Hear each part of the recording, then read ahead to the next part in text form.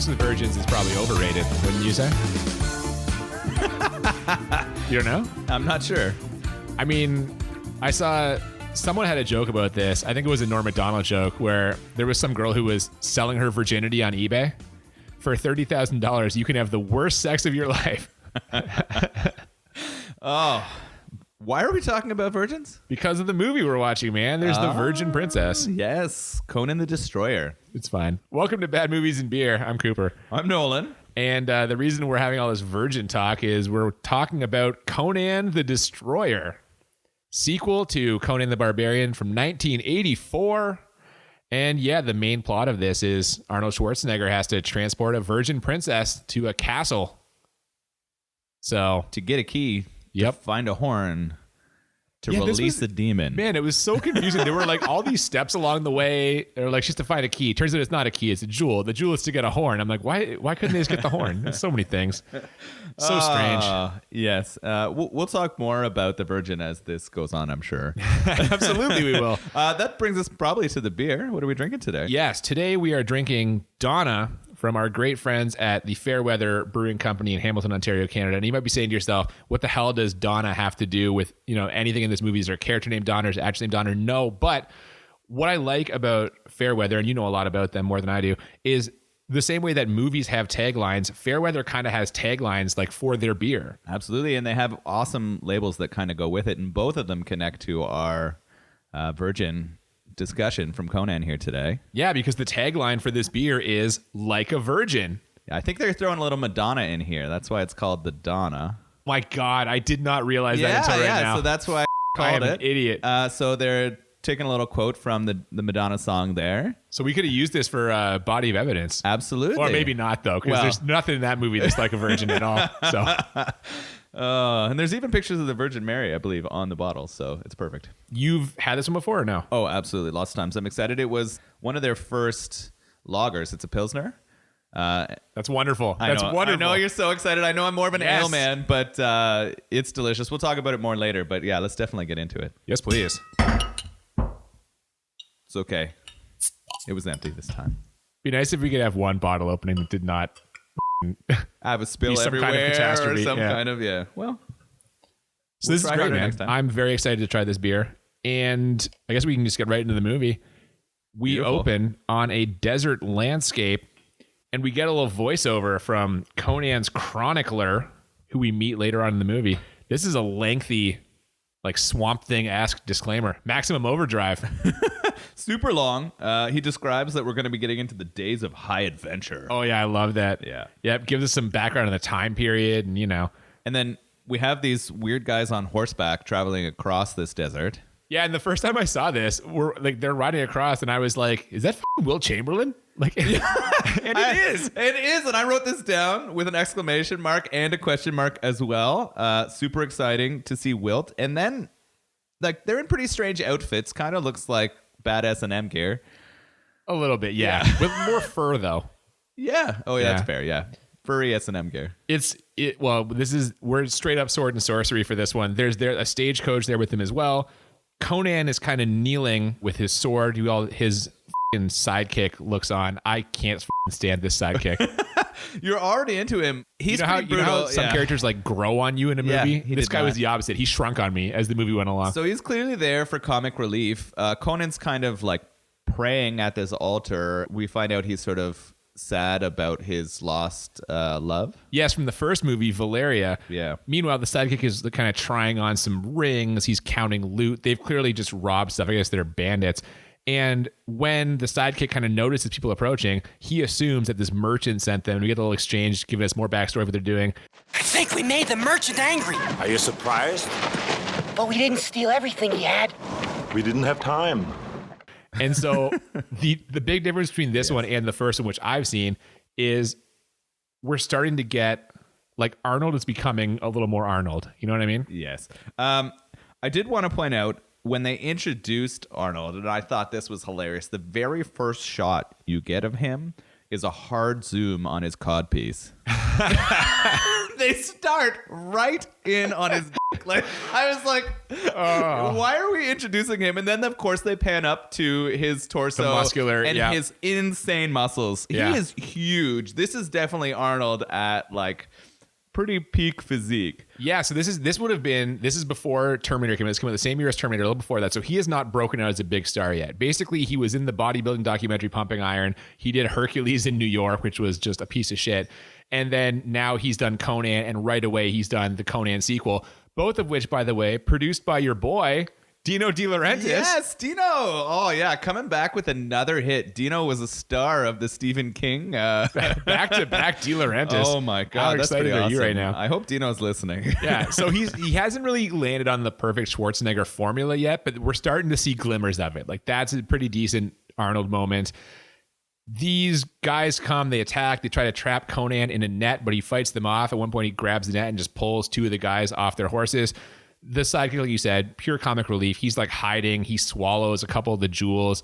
And when he finally comes up to fight, he ends up like getting stuck underneath the guy. So just shitty He's slapstick. awful. Arnold here does some pretty insane stuff. When he pulls those two guys off the horses, he like outstrengths the horses. They are running at full speed, and he grabs this net and stops them as he yanks the two off. So that's impressive. And then he punches a horse in the face.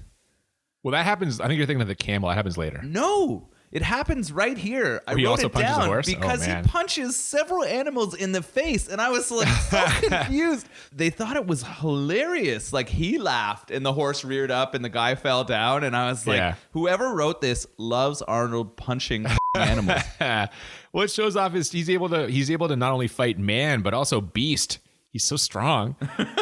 Well, we're going to see that a lot through here. I want to talk about some of his feats of strength later. But It's just like Commando with John Matrix. Oh my God. Unbelievable. So Conan takes out most of these guys. Finally, he's approached by Wilt Chamberlain. It is Wilt Chamberlain. And also a masked person who turns out to be Queen Taramis. But, and this is made very clear to us, she is not Conan's queen. No. And in the first movie, Conan's whole deal is he worships the god Crom. In fact, like virtually all he says in the whole movie is Crom. He just is like over and over again. Wasn't much of a talker back in the day, that Arnold. So she's not his queen, but she kind of has something that she wants his help with. She offers him, in exchange for helping her, his greatest desire, which is to bring back his lost love, Valeria, from the dead. So he agrees, and they ride out. Yeah, they start heading back to her palace. This is really confusing. It's clear that the character is not very smart because, I mean, I guess we are sort of shown that she has a little bit of magic. She like makes her kind of appear in a vision to him, but I don't know why he thinks she's going to be able to bring her back from the dead. Well, as in this sort of universe, people who can do magic, they're kind of held in a high regard that you don't really know what their limits are, right? What they can and can't do. So I can see why he would believe this. But I mean, right away, for those of us who have seen a bunch of movies, we're like, "Oh, this is bullshit. She's going to turn out to be evil." And we knew, like even in her demeanor, we knew she was going to him over. Of course. So they get back to the palace, And this is where I thought you got confused because as they're walking, people know them and they're kind of cheering and they're shouting Conan, and we get a shot where a camel is looking at him very unimpressed. Now, you have not seen the first movie. No. In the first movie, he knocks out a camel. He punches the camel in the face and it gets knocked out. Oh, so it's just such a throwback to that movie. And I can Yes. tell that was kind of because he makes a comment about like you again. Or He apologizes. Yeah, he tries to apologize to the camel, but it spits on him, so he knocks it out again, which is a great little moment. He punches the camel in the face. And this point, I was like, number 2 animal punch. I started a ticker. I started drinking every time he punched an animal. I'm sure that no animals were harmed in the making of this movie. I believe they were both fine. Yeah. Yeah. They were pretty comical punches. Would Dino They De weren't- Laurentiis They weren't real. cause any harm to come to animals? I'm not going to answer that question. the strange legend of De Laurentiis is still hanging over this movie. Yes. All right. So they get to the castle. The queen lays it out for him. Basically, her daughter, the princess, has been born with a birthmark that, according to a prophecy, will allow her to retrieve a key that only she can touch. And the key is in the castle, and it's guarded by a wizard. So what she needs Conan to do is get the princess into the castle and bring her back safely. With the horn, too, right? They also have to go take that key to get the horn and then bring the horn back to the Well, yeah, well, this is castle. what we learned. The key is to get something else to bring it back. Now, speaking of the princess, we get some screaming from her bedroom, and we cut into the bedroom, and there's Wilt Chamberlain next to the princess's bed telling her to calm down, and it was just a dream. Her acting here is like some of the worst acting ever done by a person in a movie. Yeah. And we've said that several times, and this is really close to it. So a couple weeks ago with Cocktail, we were talking about the Golden Raspberry Awards, the Razzies. Yeah. She won the Razzie for worst, or maybe she was nominated for worst actress, and she won for worst like new star. She won some Razzie for her, she deserved for her it. acting. It was awful. Yeah, it's not great. So the Queen needs him to make sure that the princess returns with the treasure and her virginity intact. And Wilt Chamberlain tells the Queen, "I will protect them both." And I'm like, you're starting to question whether she's a virgin ananymore. like, Is this that what must you're... have been intentional. There's no way. If you have a character in a movie who you need to guard her virginity, how do you, like, of all people, Wilt Chamberlain is the guy. He slept with like 50,000 women, he said. Oh, it's got to be. There's got to be something the connected worst there. person to guard someone's virginity.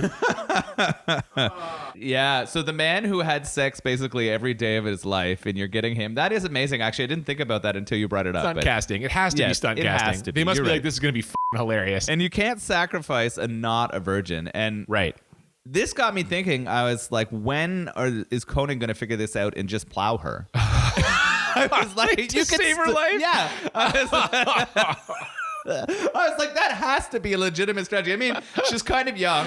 Yeah, man. She's probably like 16 in this movie, so it is definitely problematic, but it would save her from being sacrificed. And if she was a willing participant, I don't think that would be that bad. So I don't know. We're going to have to figure it out. Yeah, this is where the Queen tips her hand. The Queen basically says they're going to have to sacrifice the princess and also kill Conan as soon as like the mission's complete. So we Yes. know now she's evil. We kind of already knew. And going back to the princess, they're riding off now on this quest, and the princess immediately starts asking questions about whether or not Conan is handsome because she doesn't know the ways of man. Yes. So after some debate, she decides, you know what? He is handsome, and that could maybe trouble later for all the reasons you just mentioned. I know, and I thought they would go back to this more, and maybe we'll talk about it as we keep moving forward, but I can't believe that this wasn't a strategy that Conan had thought about, I don't think. Well, he's got eyes on the prize, man. He doesn't know that he's going to get betrayed Yeah, just he yet. just wants his lost, dead love back. Yeah, Well, he doesn't know she's going to get sacrificed either, so he's in the dark in a lot of things. that's true. They take a little detour against the princess's orders because Conan needs to get a little magic help. You got to fight magic with magic. And so we see character from the first movie, Conan's old friend and mentor, Akiro, is about to be cooked and eaten by cannibals. Yeah, by some cannibals. Yeah. But they save him, and now he's on the team. Yeah, Conan rides in and beheads like 30 cannibals. What's funny about that is this movie is way less violent and way less gory than the first one. They toned a lot of it down to try and get a PG rating because they think they could make more money if like more kids could see the movie. That's interesting because it did feel to me like it was very much a like never-ending story or like more like a children's adventure story with some strange like discussions of virginity and like punching animals. I don't know. Yeah, I think they couldn't go too far in that direction without losing a large chunk of the audience first, which they ended up doing anyway. They ended up losing a lot of the audience from the first one. But yeah, this one's got the tone's a lot more lighter. There's a little more comedy in this one. Yeah, it definitely felt like it was more targeted towards a younger audience to me. I thought it was going to be more brutal than it turned out to be for sure. Yes, and not very much gore despite all the sword injuries and sword wounds. So the princess at this point tells Conan about the key, that it's not really a key but a jewel that only she can wear. So we're getting a little more information here. They're passing through a city when they see a mob trying to kill a lady bandit. She's tied to a stake. That's Grace Jones. Yeah. Yeah. She is badass. Yes, sir. That was kind of her thing, right? She was like, this portrait of like female strength. She's a Bond villain. She's one of like the main henchman for Christopher Walken's Bond in View to a Kill. Yeah, she was awesome. I looked her up afterwards to see like what she'd been in, and she had a lot of stuff. That was cool. Yeah, man, for sure. So the princess tells Conan to save her. He cuts her free, and she ends up fighting off the mob with her staff. She's got some sweet bow staff skills. Then she grabs a horse and rides out. She catches up to Conan and the rest of the crew. She wants to, ride with them. She owes Conan her life. She wants to join the team, but Wilt Chamberlain's like, nah, get out of here. They have a little showdown. She kind of goes at Wilt a little bit. I mean, Wilt clearly doesn't want Conan building an entourage because it's going to be harder to kill him later. But I love this. I actually wrote down, I was like, sweet, Conan's building allies as he's moving forward in this journey. I was like, this is awesome. And then we have some really cool scenery that they start moving through right here. I was like, this seems like a fun adventure movie to me. I was pretty into it at this point. Yeah, I mean, anytime you got building a team in movie, it's exciting. Like what's going to happen. You see everyone's kind of skills. Conan, very impressed with her moxie and the way she stands up to Wilt Chamberlain. And then you mentioned scenery. All of a sudden, they're just at the castle. Like, what the They're just there all of a sudden. Well, they went through like a 10-second montage of some mountains and other shit, and then they ended up at the lake. And this is the worst piece of scenery. This castle is just a cheesy, painted, like set model castle in the middle of a lake. It looks like a drawing. It doesn't even look like a real building. It's terrible. It was really bad. I was trying to figure out how they did it. We learned that that's the castle where the key is, or the diamond or whatever, and it's guarded by a wizard. Who we see in this guy, he's got one eye, he's wearing like a horned helmet and just a shit ton of finger jewelry. I'm like, what is the f- is this guy wearing? He's all these like individual like finger rings and those kind of like pointy finger cap things. They all give him +1 to intelligence and hit points, and this is straight out of... And scratching. Yeah. He gets +1 scratching. plus scratching ability, yeah. Straight out of D&D. Yeah, I think so. They stop to get a little rest, and as soon as they do, the wizard summons just a shitty animated dragon. So this reminded me of the dragons we saw in Dungeon Master or Rage Wars, right? It was the same kind of weird animated one that reminded you of like a classic Disney movie. Except this one actually does something. Those are just That's like looking true. to They disappear. just sort of swirl in the air. This one kind of, travels across the water. Very slowly. So slowly. Oh, yes. And it grabs the princess. It puts her in a crystal room that looks like the kill room from Dexter. Oh, my God.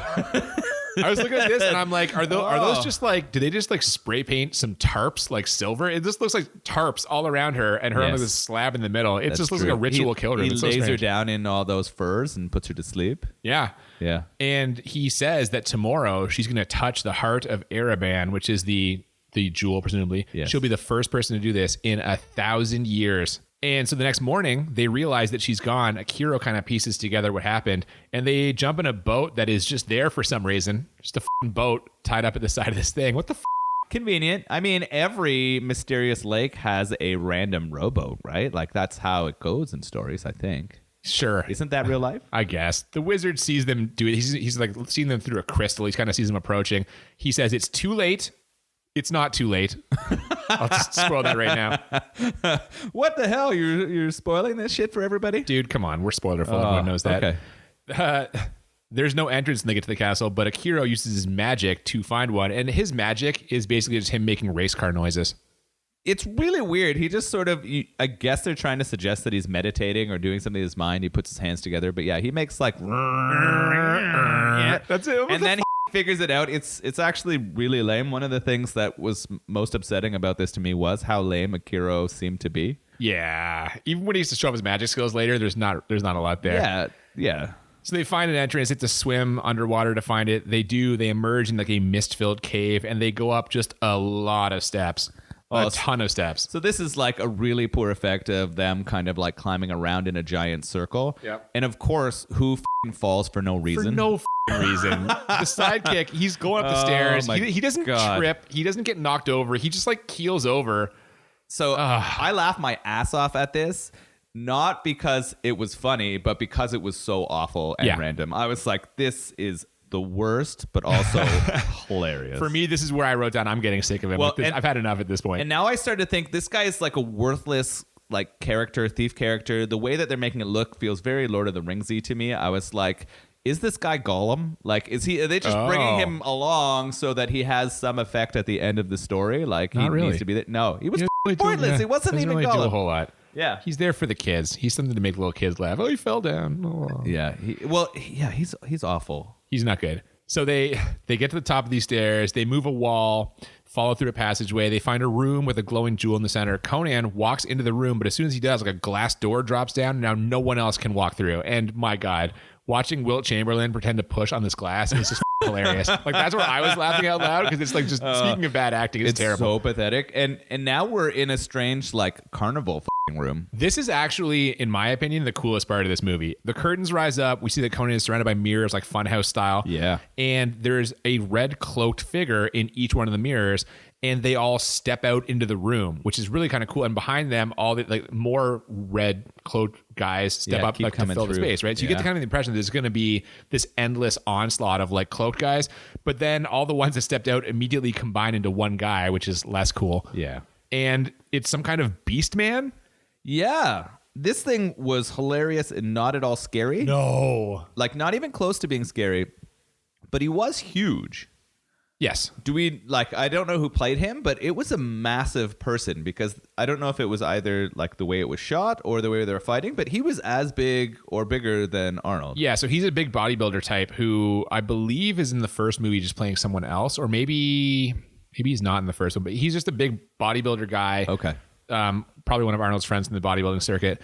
And the things that are making him beat, he's just wearing a rubber mask and some gloves. It's terrible. I wrote it was worse than Swamp Thing. Oh, big time. Yeah, Yes. like this is horrible effects. Like it is some of the worst monster makeup. It's a Halloween mask and some gloves. It was This is really awful. bad. Yeah. They fight, and the guy at one point grabs Conan by the ankles, and he's spinning him around. Yes. And then he like throws him, and when Conan lands, it's clearly just Arnold Schwarzenegger jumping into frame and rolling. It's not even close to a real and thing. then he winks.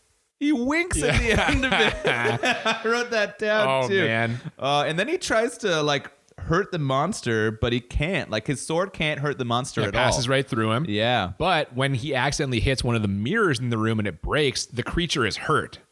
And I kind of like that because that to me is like, it reminded me of like old Nintendo video games where like you're fighting a boss and he has some weakness. You kind of figure out what the weakness is. figure out what the puzzle It seems was. to- yeah, Yeah. very much a video game weakness. Thought it was really cool. And as soon as he figures it out, he starts smashing the windows. There's this overly triumphant music just booming through the soundtrack.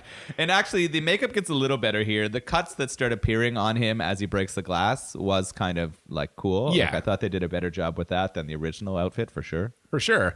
And we get down to 2 mirrors left. Behind one of them is the wizard we saw earlier. Behind the other one, his friends. And his friends are just like super nervous. No, not this one. They're screaming. No. Yeah. If they just move, they'll be fine. Yeah, he could have busted that and it would have been nothing. We Like, just saw them walk through a giant thing. Go further in the passageway. He's not going to hurt you. and it didn't really build the way that I thought it should. I was like, why is it down to this? I guess you're worried that he's going to break the glass and hurt his friends, but I Yeah. don't know. I wasn't really scared. But of if they just them at all. stepped away from the glass, they would be totally fine. Well, and then he just decides he's going to chuck his sword at Yeah. one of them. He guesses right, of Yeah. course.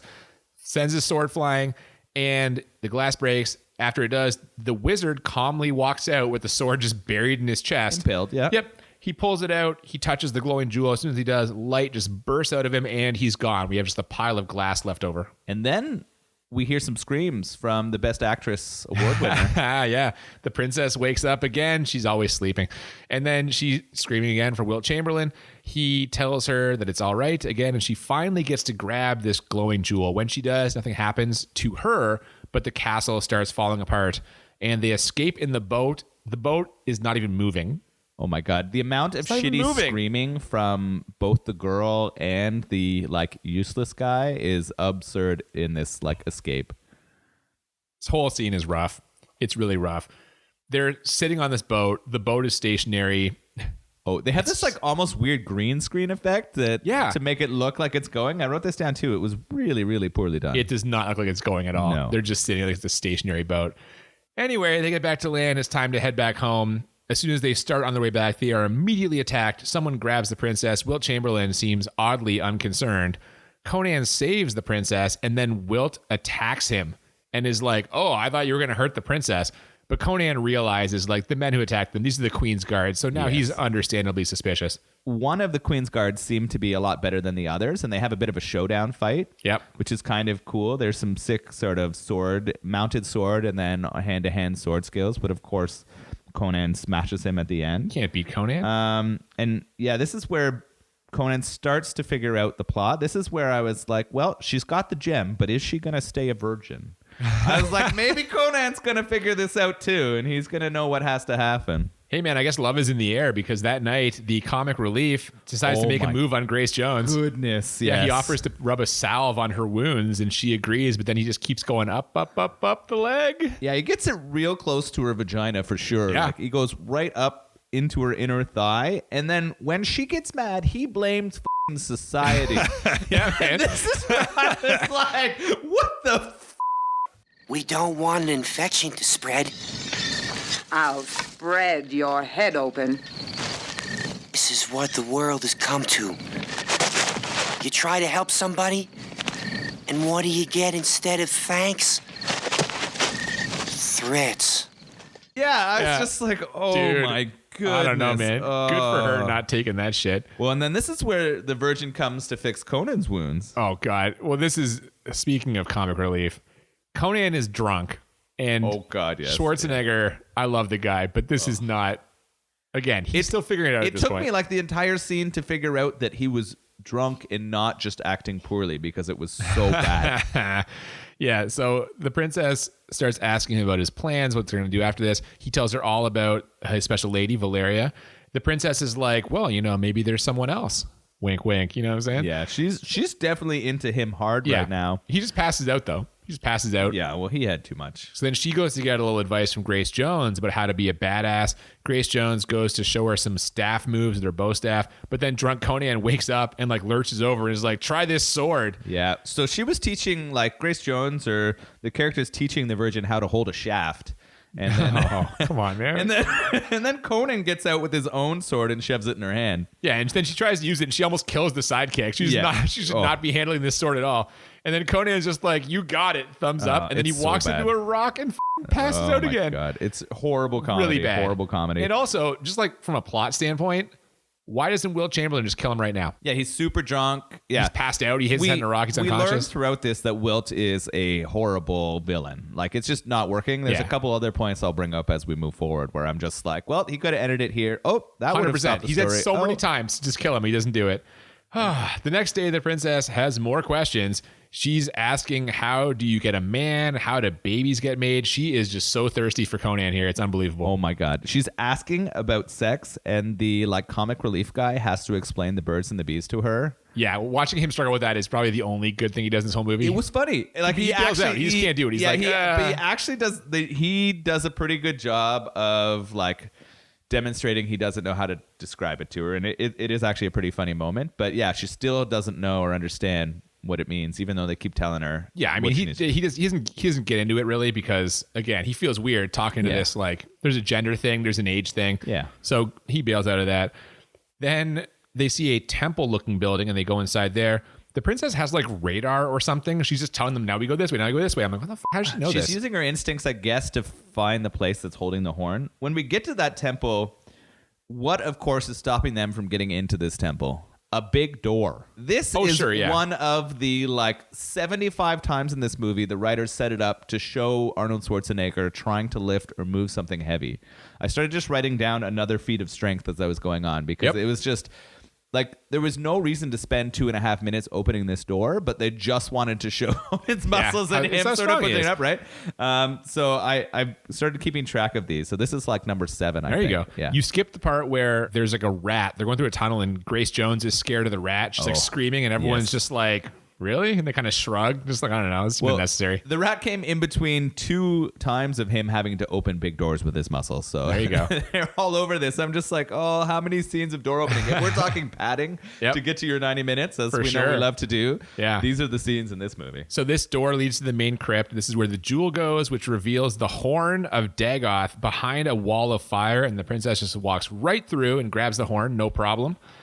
Then while the princess is putting the jewel on, Yeah. Akira is reading some wall carvings. Death to the world? Yeah, well, what he realizes, what he learns from these carvings is the princess will be sacrificed and Dagoth returning will mean death to the entire world. Yeah. So Conan hears this and is kind of like, well, yeah, man, my wife will come back. He's kind of, Yeah, he's so unconcerned about it. Yeah, he's like, he doesn't believe in destiny here. He's saying, yeah, oh, whatever. I don't think she's going to get sacrificed. I can stop that. Yes, he doesn't want to sacrifice the princess. Yeah. That's good. But in terms of death to the world, he seems kind of like willing to shrug it off if it means bringing his lady back.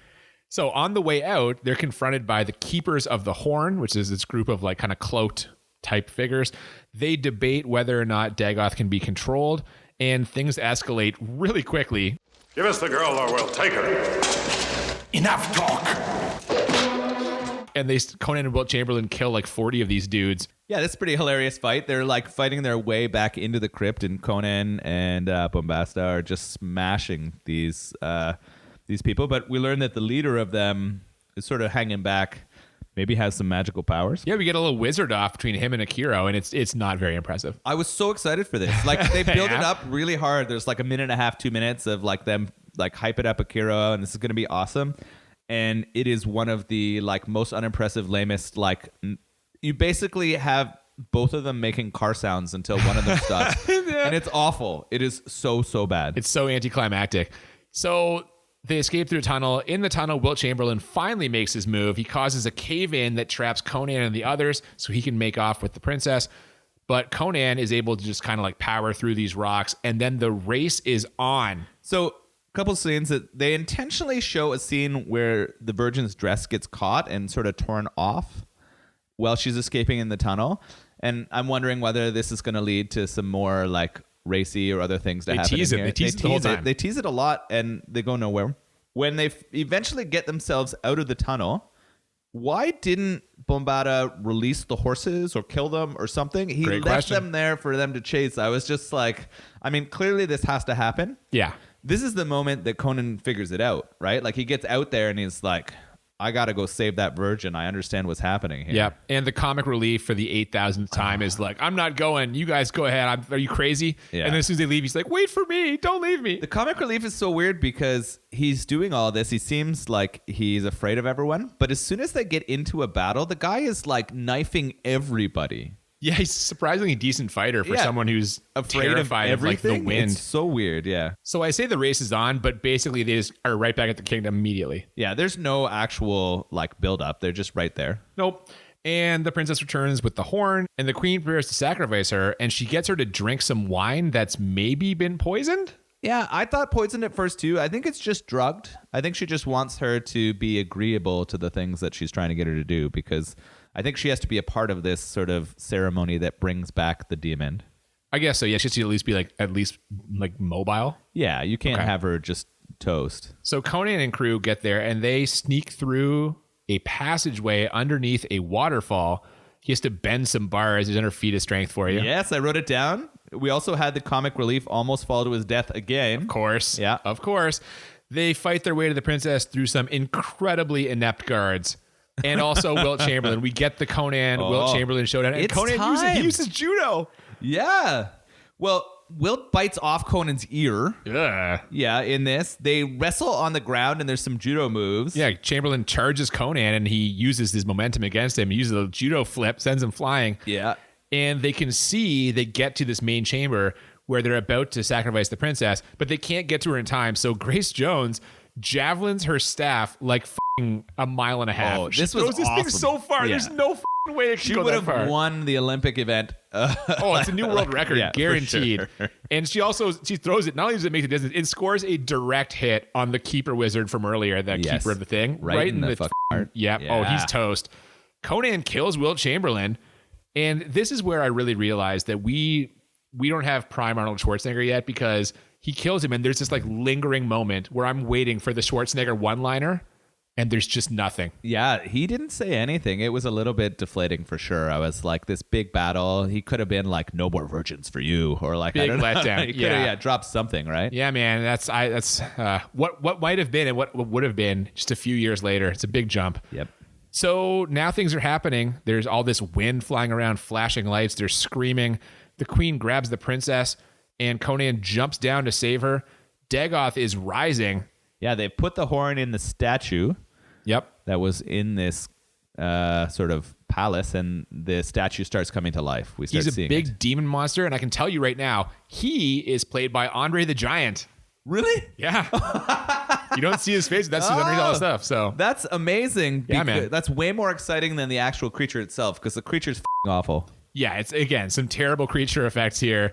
Just this big demon-looking thing. It looks like a swamp monster, and I started to piece it together. I think it's actually a demon narwhal. okay. I can see that. Yeah. Because it looks like a water type creature, and it has a giant horn. I Yep. think they were just paying homage to like evil narwhals. There you go. The queen runs over to Dagoth and he impales her with his horn, which is that irony? Yeah, A little bit of irony. Yeah. Conan's fighting him. Oh, Dagoth. we know he has to tear out the horn. This is what we hear. Another feat of strength is coming. Yes. So Dagoth tries to crush his head, but Grace Jones bails him out. So does the sidekick when Dagoth tries to rip Conan's arms off. Yeah. He's causing a lot of damage here. Akiro says that they have to tear off the horn. He kind of gives him the knowledge. So Akiro's finally doing something worthwhile. I mean, I guess he found the entrance He to the helps castle. out. I don't know how he helps, but he helps sometimes. Yeah. And Conan, in the feat of strength you mentioned, jumps on his back and literally rips it out of his head. And then we get a tornado? Well, Dagoth is still kind of coming, but he finally keels over as Conan puts his sword through his head. And we get, again, the big booming Triumph music. Yeah. The music cues in this are just like paint by numbers. Oh, they like, start at the beginning, like right at the very start and go all the way through. and that's basically it for this giant conflict. Again, some awful creature effects and some, kind of unbelievable leaps in logic, but also like physical spacing. It's rough. We flash forward and we're having sort of like the scene out of Star Wars. Yeah, where like the medal ceremony, basically. The princess is now the queen. She makes Grace Jones her new captain of the guards because Wilt Chamberlain is toast and also betrayed her. Yeah. She also makes the comic relief sidekick her fool because every kingdom needs a fool. Do I qualify? More than qualify. And she decides randomly that Akiro is the world's greatest wizard and wants him to be the council, which, like, I don't know. Again, He didn't do a whole lot. I was didn't do a really whole lot. unimpressed with Akiro's magic the entire time. Every other like person who could use magic seemed way better. and yet he outlasts them all. I know. Maybe that's outlasts the them all. secret, right? Yeah. Yeah. So what about Conan, though? What's going to happen with Conan? Well, she wants Conan to rule with her, but he says he will have his own kingdom, his own queen. So she gives him a kiss and gets a little teary-eyed as he leaves. And as we find out in a voiceover at the end here, he had many more adventures, and eventually he does find his own kingdom. But that is another story for the unfilmed sequel we never got, Conan the Conqueror. Yeah, that was supposed to come and didn't happen. Didn't happen. Apparently, Schwarzenegger was pretty unhappy with the PG cut of this movie, thought it wasn't really true to the kind of theme and spirit of the first one, so did not end up returning. Plus, Terminator broke just a few months after that, and all of a sudden, he was kind of up here, a different echelon of star than he was before, so He didn't want to do any more Dino films. Dino would have had to back up the Brinks truck, and I don't know if he could have spared it from his cocaine budget. What?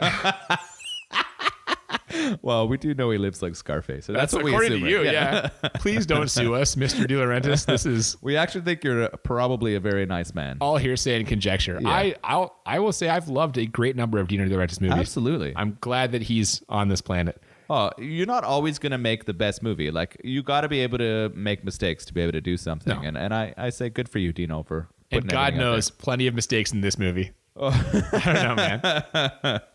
Oh, boy. The first one is so much better than this. I really feel like I love the first one. It's really funny because I don't have that sort of... I didn't see the first one. I don't have that background. So I didn't have the same expectation set. So I think Now, that might...